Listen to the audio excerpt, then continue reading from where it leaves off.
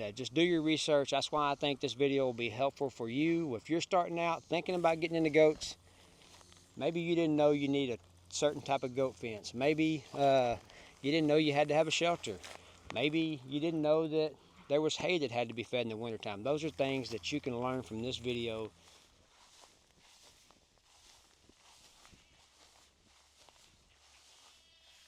What's going on, guys? Welcome back to Kiko's. I'm Josh, and we appreciate you clicking on this video.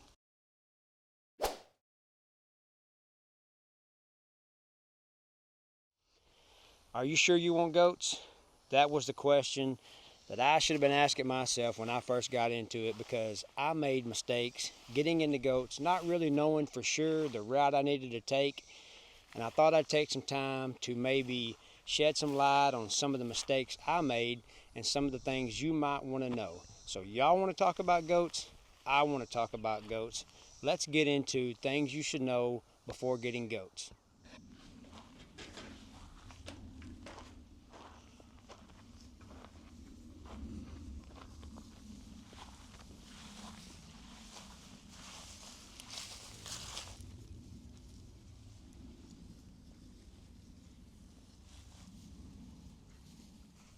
So for me, the biggest expense for us was the fencing. We had fence on this place, it just wasn't for goats. So what I did was I made mistakes by thinking I could get cattle panels. I thought I could put field fence, and those things have hindered me ever since the get-go. The one time I did buy a new roll of fence, I did not buy goat fence. And I know that goat fencing is expensive. It's probably your biggest cost of getting that set up. I want to show you the type of fence that we use. This is what I like. We've had it installed on our place for a few years now, and it's really stout, holds up well, really not a lot of maintenance and not a lot of problems with goats and this fence at all.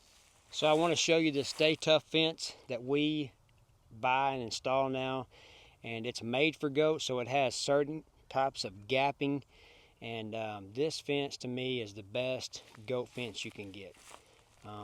We really like it, and going forward, any new fence we put up, this is the type of fence that we go with. So I'm going to show you how this fence looks and the way it's spaced, and you'll see how it's good for goats. So the spacing on this fence is 3 inches all through here, and then as it goes up, it gradually goes to 4, and then 5, and right here is a 12-foot gap. So a goat can't stick its head right through here. So a goat's not going to stick its head through here. Up top, a goat could stick its head through here and reach over and grab some weeds.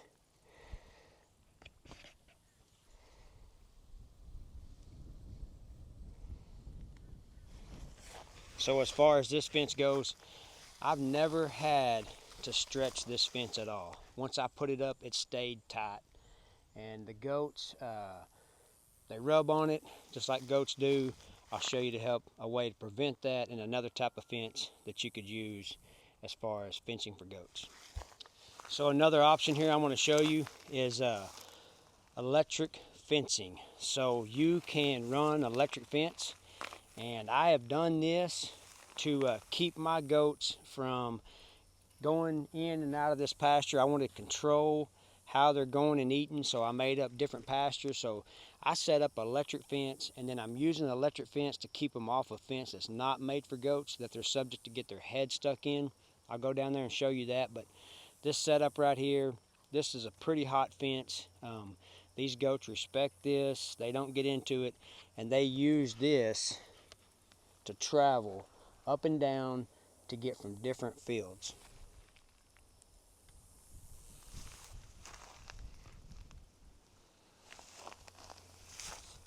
And this was the old fence that was here, a barbed wire fence. And then my mistake was putting this fence right here that's not made for goats. So I was always having problems with goats coming down here and getting their head stuck, wanting to eat this cedar, and I was having a problem with goats getting their head stuck. So I eliminated that by putting hot wire. Hot wire will deter them from getting close to the fence, rubbing on it, sticking their head through it. I really like adding hot wire. To me, it's been a game changer as far as problem goats. And I'll just show you how much it's charged up. This is a smaller unit that I have on this, and it works pretty good.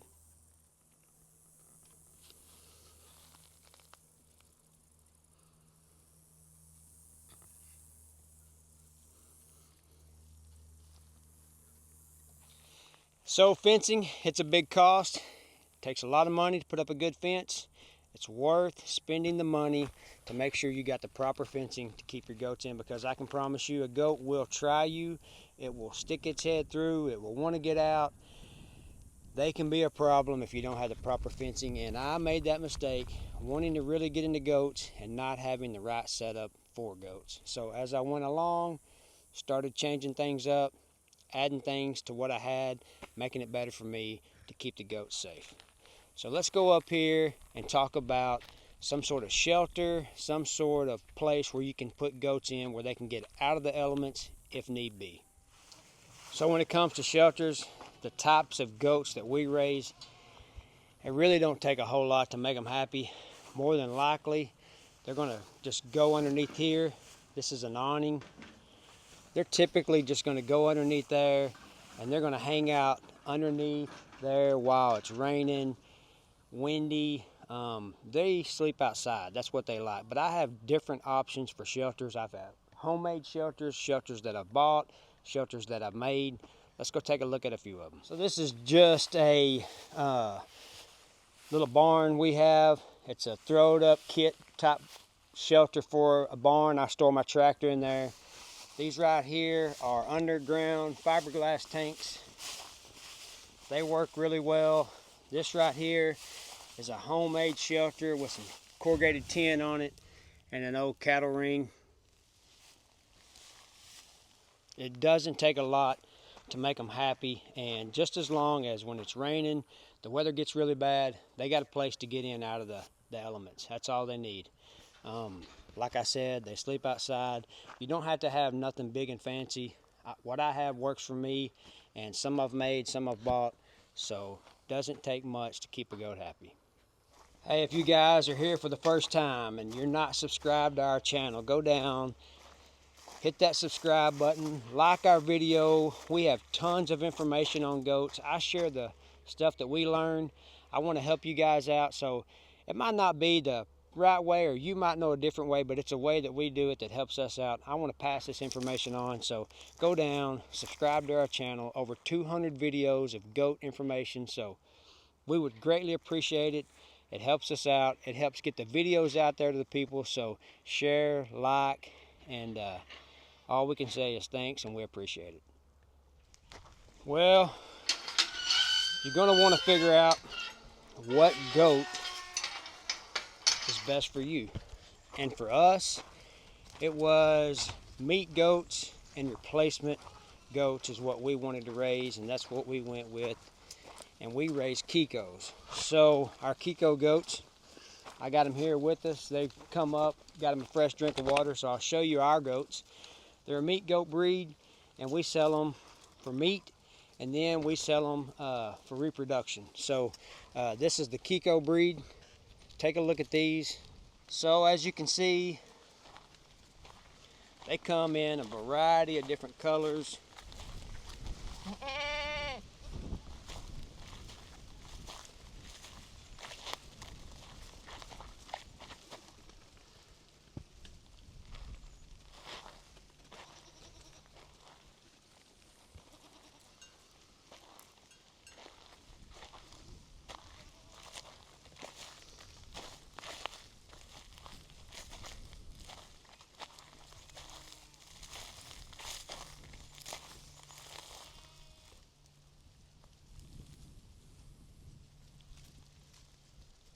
So the reason for going with Kiko is their hardiness. They're a good goat to raise. They're performance goats. That's what they were brought in here for. They took a bunch of goats, put them together, brought them in the United States, and for us on our farm, we're trying to improve them. We're trying to do what's best for us, and these goats go out work for us, and take care of our property. And that's what we went with, was reproduction and meat goats. So what are goats? What kind of goats are you wanting? Are you wanting goats for pleasure? You want goats to go in your backyard? Are you wanting a meat goat? You wanting goats for milk? There's very different types of breeds of goats. You got to find what works best for you and what your purpose is with them.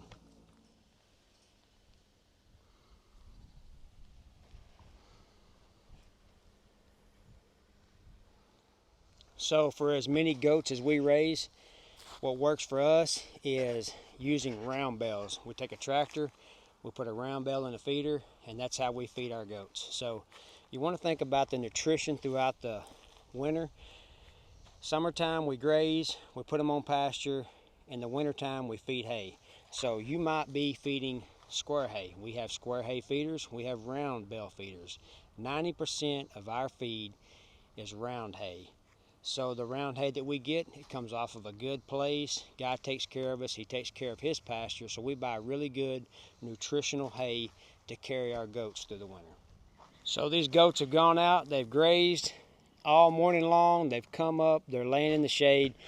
Another thing you want to do is you want to make sure, like right over here behind me, we have a fresh tub that we put water in. We keep fresh water out for them, it's very important. In the pastures that they go down in, there's ponds, and they can get drinks of water down there. So we keep fresh water, fresh mineral. We keep out stuff for them so they can maintain a healthy body. We want them to have the best, so that's what we do, is fresh water supply. You're going to want to think about the pastures that you have for them to go out and graze in. That's what we have. We have several grazing paddocks, and what we do is we cut them off of one, open up another one, let them graze that, take them off that one, move them. We rotate them around. That's called rotational grazing. Our place is big enough for that. You might not have a big enough place for that. You might have to just have a couple goats in a small place where you can graze them and utilize what you have. All these goats right here are goats that we have either raised up ourselves or brought some in off of other farms.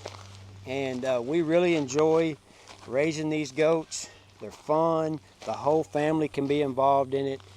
And it's just a lot. We take a lot of pride in what we do. So this is fun for us. My uncle, he gets involved. He's 78 years old. So there's a lot that goes on with it, but it's an enjoyable process when it all comes together. When it comes time for you to buy your goats, do your research.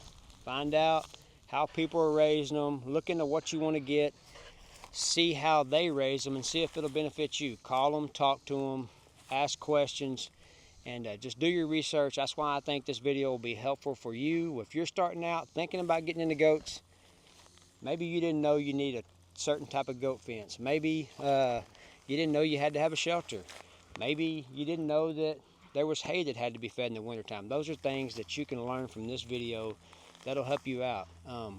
We raise these Kiko goats here in Texas, and I raise them as they're supposed to be raised. They go out, they work for us, we take care of them, we try to get the best for them, and we want to better the breed is what we're trying to do. So do your research, look into it, watch videos, look it up on the internet, call the breeder, talk to them, learn as much as you can learn before you decide to make that big purchase. Put all the steps into place and then get your goats. And it's satisfying when you do all that and everything comes together and you have something that you can look forward to. When you're raising livestock, you got to kind of be a vet at home. You got to be ready to take care of a problem when it happens. Goats, curious animals, they get into stuff, they headbutt, fight one another. You have to be ready to be able to fix that problem. You got to be able to take care of them at a moment's notice, and you got to have a bucket. That's what we call it, our goat bucket. We got a goat bucket that's full of stuff that we use. I'm going to show you this. These are some things that you're going to want to have on hand whenever you have goats that you can help fix a problem if there is one. So in this bucket is what's called Q-Drench.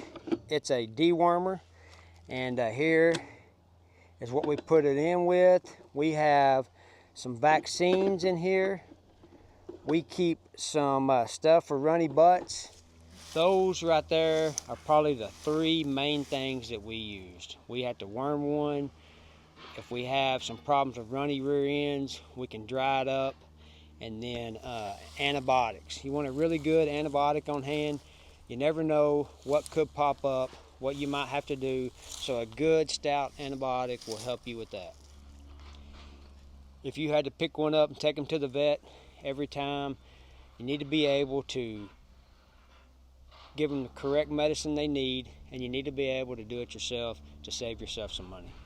So this is another group of goats that we have on another pasture out here. You can see them behind me. And like I was saying earlier, we rotate pastures, we move goats around, and this is just a different breeding group of goats that we have. We try to separate them up into different groups. The majority got the new buck. This is our operation. This is how we do it. I hope that any information that you find in this video has been helpful to you. I know when I started out, if I would have known some of this stuff, I probably wouldn't have made the mistakes that I made. But I made them. Maybe they'll help you not make them. Raising goats is an enjoyable thing. We really like it. I said earlier, we get together as a family and do it. My youngest son helps. My other sons help. My great uncle, who's 78 years old, he helps. My wife helps. It's a family event, and we really like it. It helps with the land. They clean up the underbrush. They raise babies. You can sell them for meat. You can sell them for reproduction, the type of goats that we have. So just raising goats all around is a good experience for us. We're able to use this land and not let it go to waste, and we're able to make a profit on what we're doing. And that's what it's all about. So hope you guys enjoyed this video. I know if you haven't seen one of my videos, just a little backstory real quick before I get off of here. Today I just finished up a cancer scan, and I had stage 4 cancer, and I beat it, and I continue to stay cancer free. Praise the Lord. I'm healthy, I'm happy, things are going good. We appreciate all you guys coming along, and we'll catch you on the next one.